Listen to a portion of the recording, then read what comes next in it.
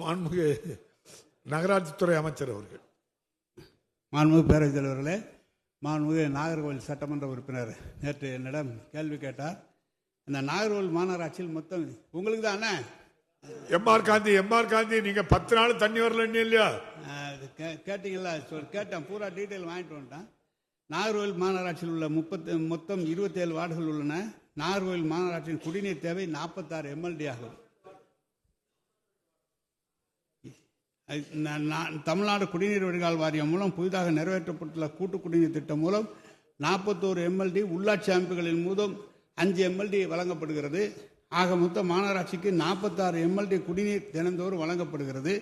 தமிழ்நாடு குடிநீர் வடிகால் வாரியம் மூலம் புதிதாக நிறைவேற்றப்பட்டுள்ள நாகர்கோவில் மாநகராட்சிக்கான தனி குடிநீர் திட்டம் 30/4/2025 முழுமையாக மாநகராட்சி ஒப்படைக்கப்படும்.